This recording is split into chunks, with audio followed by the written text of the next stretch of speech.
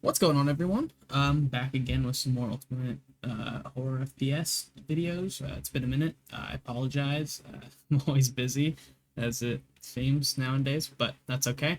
So just for today, I got a little short kind of ish video for you guys. It's going to be going over a bunch of smaller things that I've noticed people struggle with, and so I figured I would go ahead and show off. So first of all, how to change the FOV in UHFPS. The inspector, cinema brain, camera, virtually work. A script is changing the FOV set in the inspector. Okay, so for this, I'm going to be on the playground scene here. If we go over to our, so first of all, if we just play the game, I don't know if this was before this version or not, but in the latest version, you have a slider in the settings called FOV. Once it loads up, go here into options, you have FOV, set it to 30, and if you click apply, it'll actually load in there. You have this, etc. But that's actually how you change the FOV in the kit. Now, if you did want to make these higher or lower, you would go here into the game manager, scroll down here to options manager, and then go to general. You would have the FOV slider right here. You click right here, see this 30 to 90. You could do one of two things. You could just completely limit it by going like, let's say you wanted to only have it set to 90 and nothing else. Then you can come over here and now, oh wait, maybe, let's see here. Minimum 90. Oh, I know why it has to be set in the start. So if you wanted to have like 90 be your minimum, then you go 90 to 90. And come back over here to Game Manager. Again, down here, FOV, make sure that nothing else is changing it. And then flip options. And if we go ahead and click play now, then theoretically, it should set our FOV to 90 and only be able to be 90. Over here, I was wrong. I wonder if it's because this slider in here has a slider. Okay, let's try doing that. 90 to 90. Oh, 90. Oh, 9 and 90. So then we play now, theoretically, it should auto change this to correct. So let's go ahead and make sure. So, oh, did I click off of it?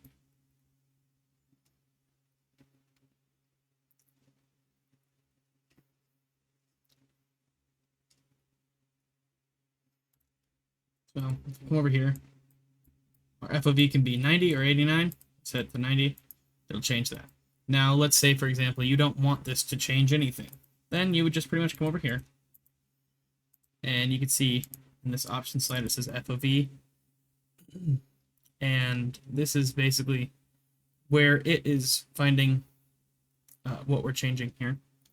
So, like, if we come back here, set slider value, and then up here in the game manager, this right here is actually where it's applying things. So, if we come into this options asset, right, and we come over here to general FOV, you'll see that we have it here, but if we wanted to get rid of it, we could just delete that, save it, and have that be gone, and that should options, refresh options. Yep. Okay, so that refresh options button is what actually changes it, and then you would just have to go through here and scroll bar vertical sliding area. Oh, where is it? Pause panels, options. Oh, I think you have to actually select it here. Anyways, you just basically be selecting all those, but you refresh and then build, just like that. So now we should have that FOV removed, and it should be able to be changed pretty much at any point. So now there's no FOV it's set to this. And if you wanted to specifically set the FOV, you'd come over here into Hero Player. Then you'd scroll down to wherever the camera is here. And that's not the camera. Kick back. Virtual camera here. And there should be something on here that allows you to change the FOV. Yep, there it is. And now there's no script that messes with your FOV. So there's that one. The second comment I got was changing the main menu / pause menu visual and disable what we don't need. Okay, so that one's actually very simple. It just kind of looks hard. So if we come back over here to pause menu and we disable this canvas group here, then it should become visible. Let's disable this game. Oh, I guess we should probably enable this stuff. What's in front of here?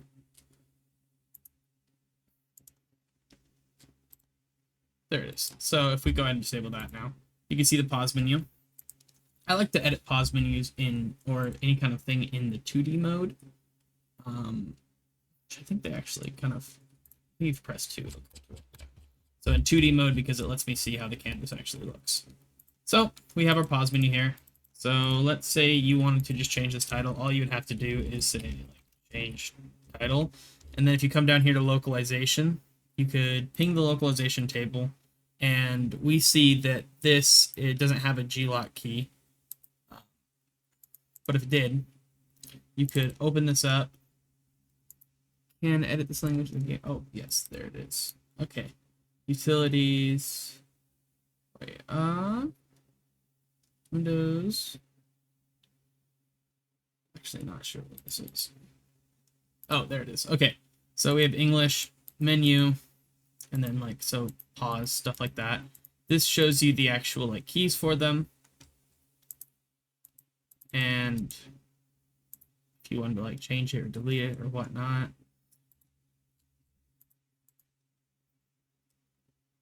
And let's see here. So it's been a minute since I worked in this, but let's say you wanted to get rid of save and load.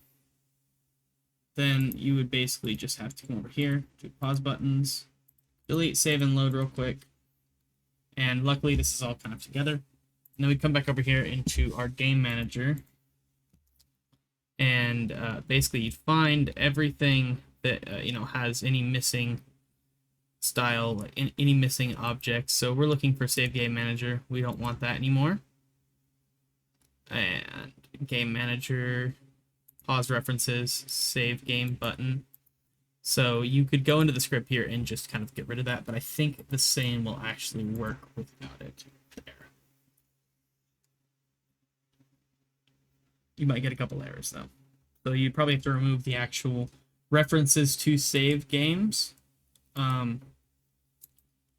So yeah, it does work. The reason that this is showing is because I have obviously all this stuff on my screen. I disabled this canvas group here. I think it's on pause panel. So if we have this on, and then disable that. So now we don't have our save game anymore. We can just quit or whatnot. And so then that's kind of how you customize stuff like that. You could customize all of the options just by essentially just making them different, I suppose. It's kind of a hard question to answer, but you're pretty much just changing stuff however you want it. So like if you wanted this tooltip in the top, then you would just set it up here. Or shift also, and then come up here, and then you'd set it to stretch as well. And then your tooltips down at the top. Same with like your pause buttons, for example, they're centered right here, but if you wanted them over here, you just hold Alt and then do that. Same with the title as well. Hold Alt, go right here, drag up, pin it there, and then you have it over there. So that's kind of how you would change stuff like that. The same format follows in this main menu. So I won't save all that, but same format follows in here. You'll disable the background first, and then so like let's say you want to get rid of this like little background, I suppose. There, if I remember correctly, back in the old version, there was a requirement to have a background in here. But for that, if you want to like make a 3D camera or something, you could like come in here. Like, let's say you put your camera here, Control Shift F, and then we'll put some 3D objects in here as well. You know, just as kind of an example of what I'm talking about here. And we'll go ahead and put this in here. Right, so something like that. And you come over here to your main camera and set your, oh, it's actually already there. So there's that. And you could also, like, you know, change that if you wanted. Add a directional light or even a point light and just point it right there pretty much. And intensity, and then increase the range until it hits that. Or I guess you'd probably want a spotlight, but no, it's basically the same thing, you know. So like, for example, like that, right? And then when you played it, you have the main menu background. So, you know, you got the main menu background and whatever there, and you have all your options and stuff. So basically, it just comes down to disabling certain things so that you can kind of alter how the main menu looks. So same thing with here. It's very much the same thing with the pause menu as the main menu here. So if you wanted to like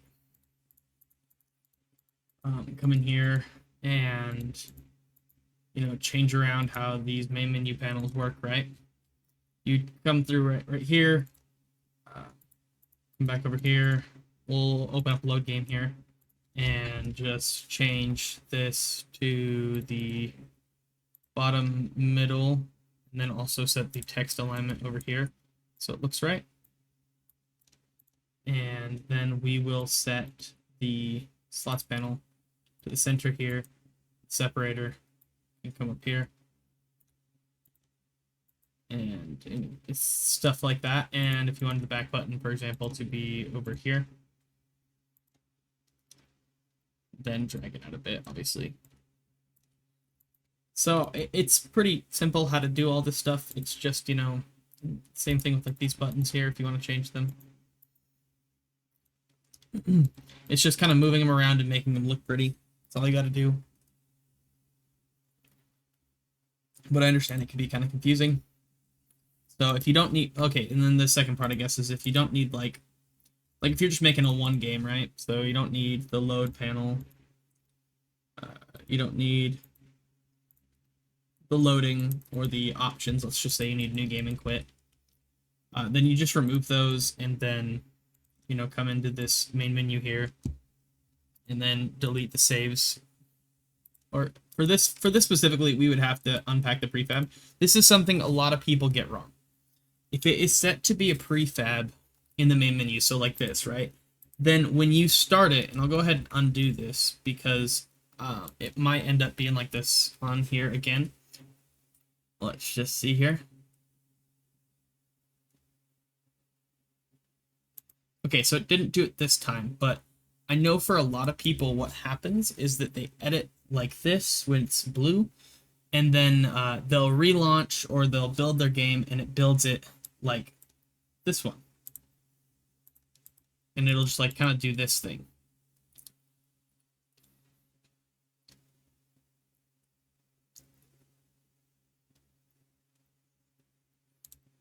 Now, this is because when you are doing stuff like this, you need to make sure that you are unpacking your prefab and then also making a copy of it. So like we'd call this one like main menu 2, right?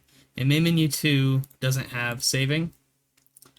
And we'll check everything else. It doesn't even have options anymore. So, and if you wanted to disable localization, disable G-lock localization, move that as well. So now, when we come in here, and we just go ahead and click play, no matter what, nothing is going to be there that we don't need. So it kind of comes with piecing everything that you don't need together and getting rid of it. It's a kind of a garbage collection in a way, but not really.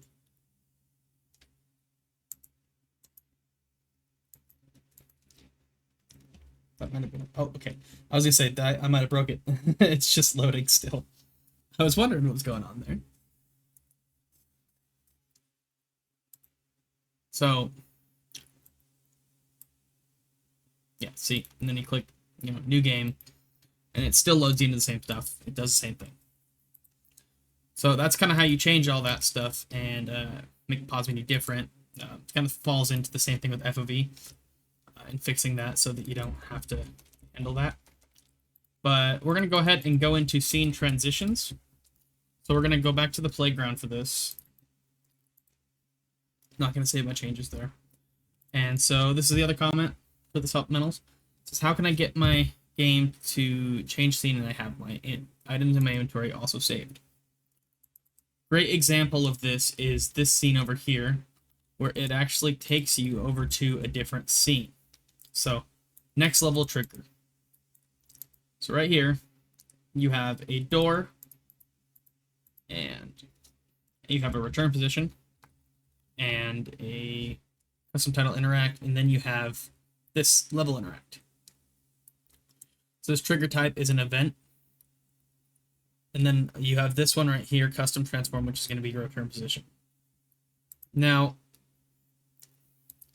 you could do this so only the player data is saved and transferred to the next level. Next level, where the current world state, so the state of, so if you're not ever coming back to this level, then you would use this. So like, let's say you go into this and then you never come back to this area. Then you use this, because that only transfers the player data, but doesn't save the rest of the stuff in here. Now, if you want to come back to this level, then you go to the next level, and if you do world state, it's the current world state and the state of the next level are loaded, and the player's data is transferred. Next level here is basically everything saved and then transferred to the next level. So, for example, if we wanted to change this to... Another thing a lot of people get wrong here is when they open the build settings, they don't have all of their scenes in here. Make sure that you have your scenes inside of the build settings. Otherwise, stuff like this won't work. For example, if I go ahead and remove or untick... Alright, we'll just remove this, actually. If I go ahead and remove that, and then I just bring the player over here, because it's easier to do that. Maybe lower them down. Okay. Okay, so now let's just say we remove that from the build settings, right?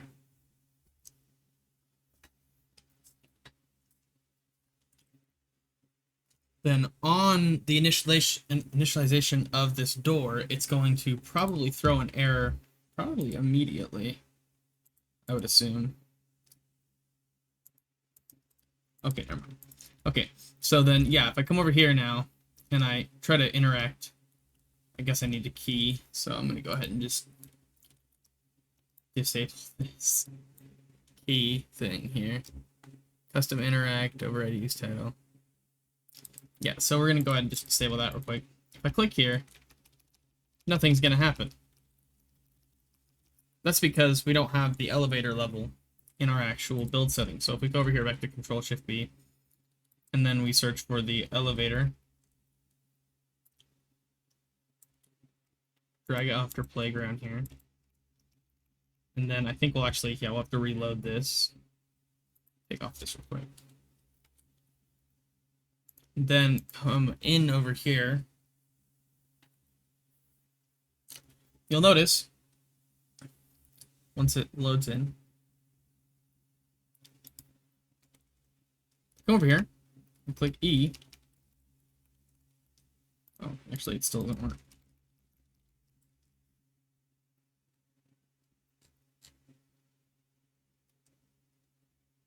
What the heck?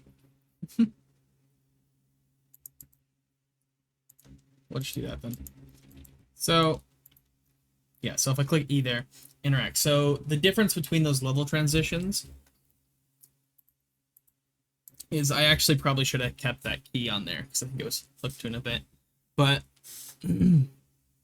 so right here, if you want to switch on like a door or something like that, or even let's say when you die or something, right?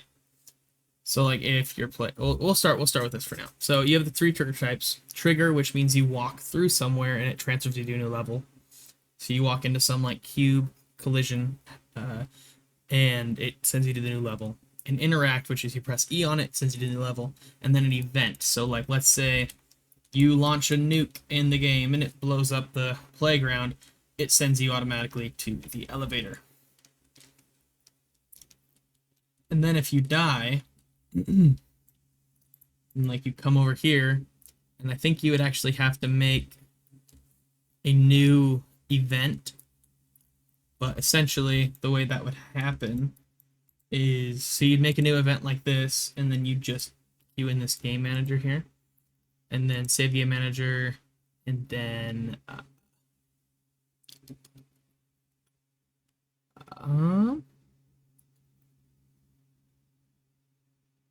there should be a load game. Okay, I thought there was a load game one, but I don't know if there is. But if like, okay, so then if your player dies or whatnot, then you would enable the loading scene rather than the game over screen right here. I think the triggers in the canvas, user interface, canvas, dead panel. So you would set this panel to be the loading screen instead. So then you'd have like, I go ahead and disable the canvas group here. Oh, it's because of that. So yeah, instead of having it here, you would just basically put in the load panel in here, and then you could have your player load a game on death. So that's kind of how some of these little supplemental things work. If I was kind of confusing on that, I apologize. Figured I'd make this pretty quick and send it for an upload.